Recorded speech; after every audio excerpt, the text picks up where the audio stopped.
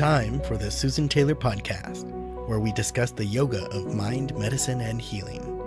Author of Feeling Good Matters, Sexual Radiance, and the Vital Energy Program, Dr. Taylor imparts authentic knowledge and practical tools that inspire, educate, and empower us to be a healing force for positive change. So join us and take your life and our planet to the next level.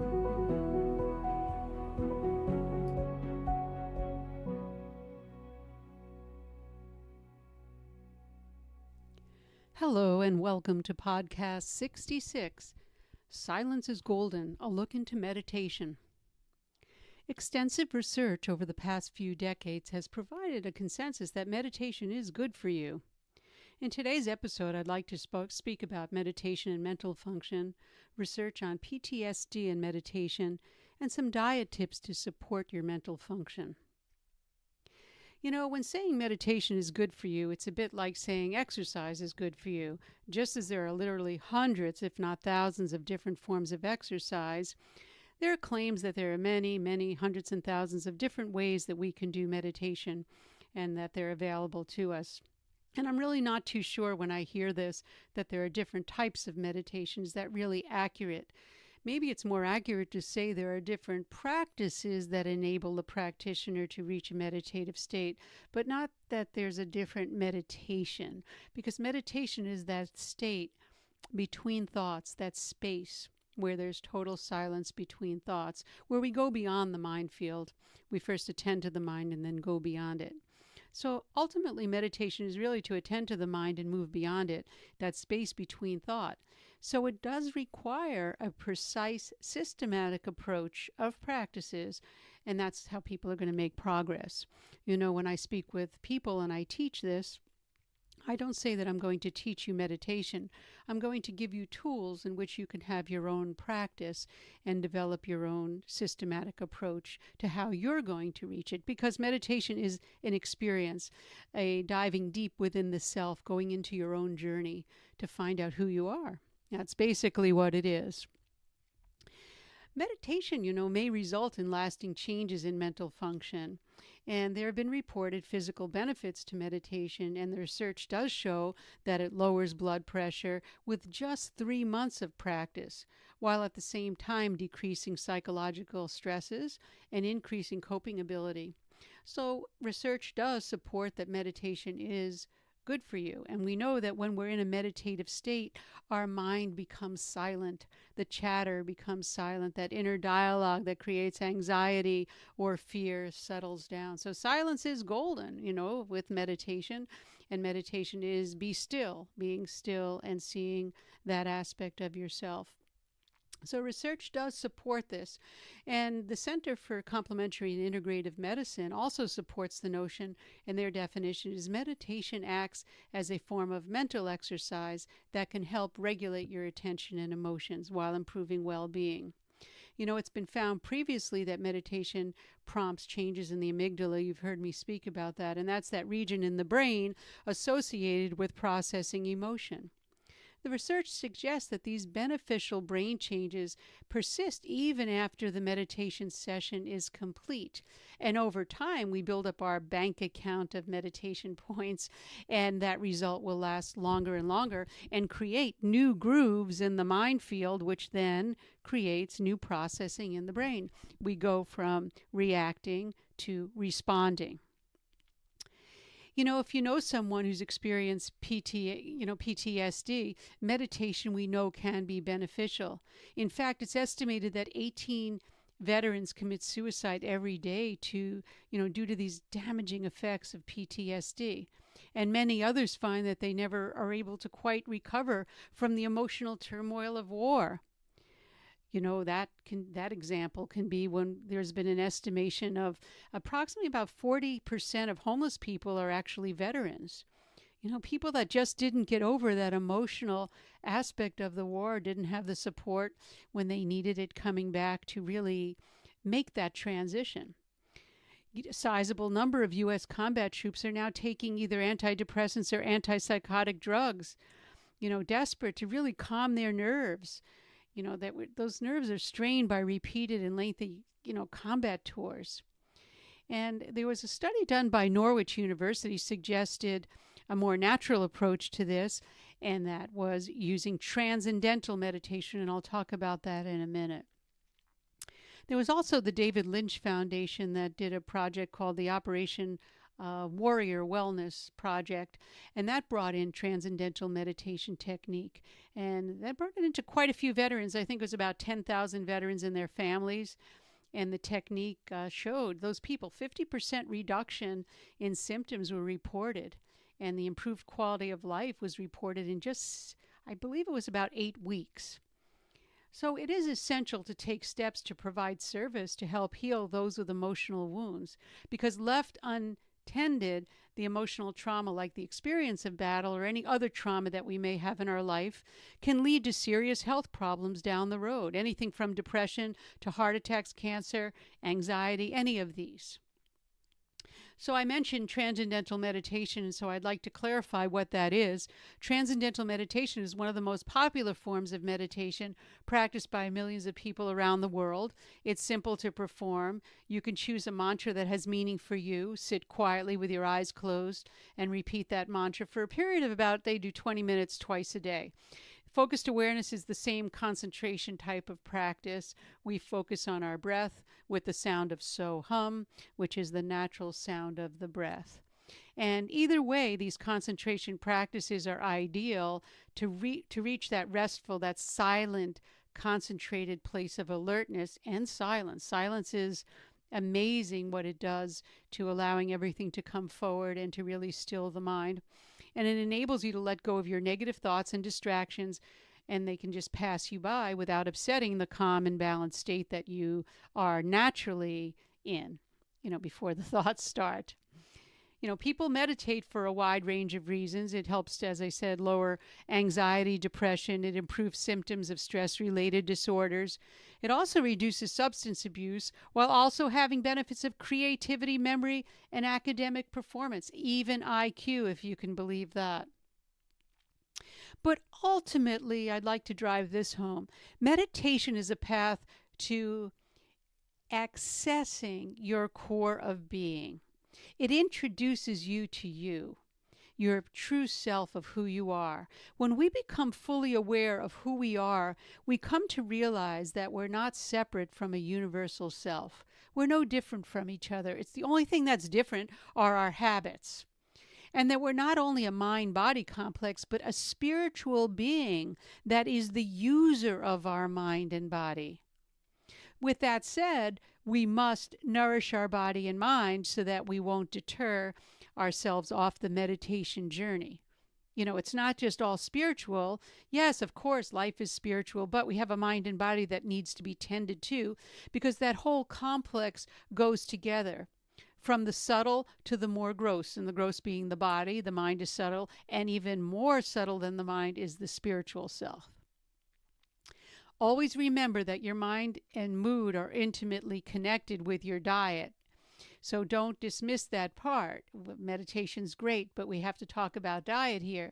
There are dietary modifications and supplements that may result in really miraculous improvements overnight sometimes, but not in always the case. It depends how deficient you are. Once you start cleaning sugar out of your diet and GMO grains and all those kinds of things that aren't good for you as an individual, you can see something miraculous, but most likely it does take a little bit of time. But a proper foundation of sound diet and exercise regimen can be extremely difficult to achieve, but it's exceptional for mental health. And here are a few of the most interesting lifestyle factors that I have found that I wanted to address, especially when we're talking about anxiety, depression, PTSD. Those are the things that are very prevalent right now, so we should talk about them. The first is the animal-based omega-3 fats. We could say omega-3 fats, but a lot of the research was done on the animal-based omega-3 fats. And this is one of the most common nutritional deficiencies that can have a major impact on your mental health. We don't realize that, DHEA comprises 40% of the polyunsaturated fats in our brain. Our brain is mostly fat, as well as 50% of our neurons' plasma membranes. That's where the currents go, for our neurotransmission to take place. And without adequate levels, our brains and minds simply can't function as they're designed. DHA is almost exclusively derived from animal sources, as I mentioned, but there's one exception, marine algae derived DHA. And they don't suggest that because it does take a certain metabolic way to really convert that. It's more time consuming to convert that omega-3 into a DHA. It depends on your genetic type and your health, and if there's an enzyme there to do the job to convert it optimally. So people have said use krill oil, but I never really advocate that because the whales, that's their food. And I just, I've eaten enough food in this life and taken enough food from other sources that I really don't want to be taking the whales' food now. And they're doing that. They're manufacturing it when people want to take krill oil, but we are taking away the harvest for the whales when we do that. I had met Dr. Stoll at Harvard. He was a Harvard psychiatrist when I was working in psychiatry there, and quite an interesting scientist. And he wrote one of the he compiled a lot of the evidence, and he wrote one of the greatest books on the omega-3 fats for the treatment of depression. And that excellent book is The Omega-3 Connection, for those of you that might want to read more on it. And he's done some great work with that. Another vitamin deficiency that contributes to depression or any of these other kinds of mental problems that we have, which everyone has some sort of that, whether we're stressed or not, they're mental problems, is the vitamin D. Vitamin D levels should be checked because it affects about 1 in 4 people. And as we get older, it changes because of our gut acid balance. Doesn't convert and make that change for us. Another vitamin neurohormone that we can talk about is vitamin D, and I did a whole podcast on that, probably about 6 months ago. And there was one study that found that people with the lowest levels of vitamin D were 11 times more prone to be depressed than those with normal levels. And the best way to get your vitamin D, of course, is through regular year-round exposure to sunshine, or some say a safe tanning bed. I'm not sure how safe. But the next option is, which we do in the Northeast, is to supplement yourself. But if you're going to supplement yourself, you must do checks on that to make sure you're not going over or you're too far under. You have to do blood work for that. Not quite sure if a saliva test does it. You can check with your physician on that. Another important deficiency is exercise. There's so much data on that, pointing to the fact that exercise is one of the most potent treatments for depression. Unlike drugs, it's far more consistently effective than placebo when it's done properly. Another factor is sound sleep and proper rest. It's a critical issue. You can have the best diet and exercise program, but if you aren't sleeping well, your mental health can suffer. Sleep and depression are so intimately linked that a sleep disorder is actually part of the definition of the symptom complex that gives the label of depression. Well, I'd ask you, are you ready to give meditation a try? At the most basic level, meditation helps us take a deliberate break from our stream of thoughts that are constantly flowing in and out of our mind.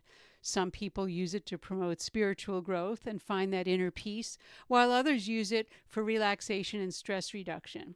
Remember, it was originally done for spiritual practice because spiritual development is what we're all about. We're spirits inhabiting a body, not a body inhabiting a spirit. So keep that in mind. Most experienced meditators have spent decades, even lifetimes, perfecting this skill, this art. People say you can gain the benefit in short dosage, yes, at 20 minutes a day. But don't be fooled, again, by false illusion or false prophet, where people say you can gain the same benefit that someone's been doing and perfecting for lifetimes. It just doesn't work that way. The time we put in is the time we get out. And it doesn't mean we're all on the same path, but it's the effort. It's the sincere effort is what makes it really work. If you'd like to give meditation a try, as I've mentioned before, there are many classes and group sessions available. There's structured group settings, but you could also try it on your own. Simply sit quietly, breathe rhythmically, diaphragmatic breathing, and focus. you can focus on your breath. That's where you'll get the most physiological benefit as well as the most spiritual benefit, meaning spirit. Spirare comes from breath. Our spirit comes in with breath. So breath is one of the most important vital tools. Other people say you can, use an image, of course, mantra. Remember, mantra is not self-created. Mantra should be given through a lineage, through someone who is a master at that and who's doing it for not financial reasons. Keep that in mind. Some people prefer to close their eyes, and that's preferable to block out visual stimulation, but other techniques where the eyes can stay open, but the gaze prevents any visual stimulation if you do the gaze correctly. If you find your mind starts to wander, as I've always said, direct it back to focusing on the point. I always use the base of the nostrils and watch the breath. And if you do that for 15 to 20 minutes twice a day, you will be on your way to just great findings within yourself, because meditation allows you, it introduces you to yourself. You're going to understand the workings of your own mind and body by being introduced and seeing how you operate. So working that can be very, very useful. The benefits far outweigh what research tells us. Give it a try and do your own inner research. Paying attention to your body and mind provides the best research. You become your own laboratory. You do the experiments because you're watching yourself. And that's really, life is the greatest experience. There are no mistakes. There are only experiences. And meditation gives you that experience. So as I always say, do your research.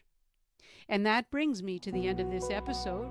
Contact me at susantaylor.org if you have any questions, comments, or feedback. And thank you for listening. The Susan Taylor podcast comes out every week. Again, questions, comments, something you might want to hear, just let me know. And until next time, remain calm, consciously aware, living in the moment, and give meditation a try. Thanks again, and I'll see you next week.